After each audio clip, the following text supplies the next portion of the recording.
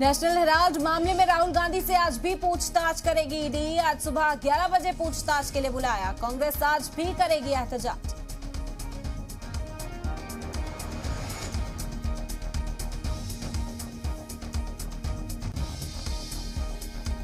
National Herald से जुड़े money laundering मामले में राहुल गांधी से ईडी ने पहले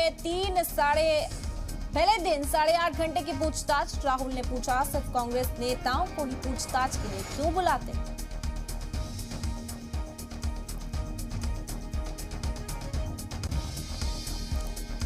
ईडी के सामने राहुल गांधी की पेशी पर कांग्रेस ने उठाया सवाल। बदले की कार्रवाई और सेंट्रल एजेंसियों के गलत इस्तेमाल का लगाया इल्जाम। गांधी परिवार पर केस करने वाले सुब्रमण्यम स्वामी बोले, अभी तो सिर्फ पूछताछ में, गिरफ्तारी बाकी है।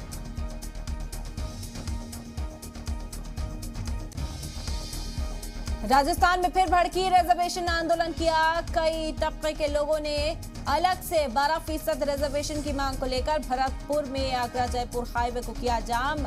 24 घंटे के लिए 4 कस्बों में इंटरनेट बंद।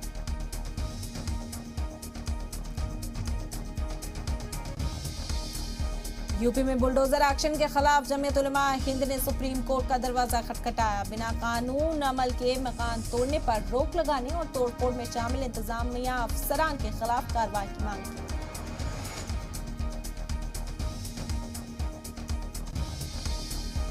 बंगाल तशद्दुद मामले में अब तक 200 से ज्यादा लोग गिरफ्तार, 42 केस दर्ज। महाराष्ट्र के बाद अब कोलकाता पुलिस ने मुतनाज़ा बयान को लेकर नुपुर शर्मा को किया तलब।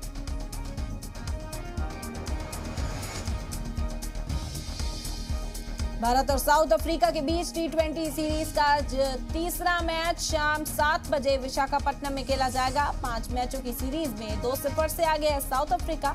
भारत आज हारा तो हारेगा सीरीज।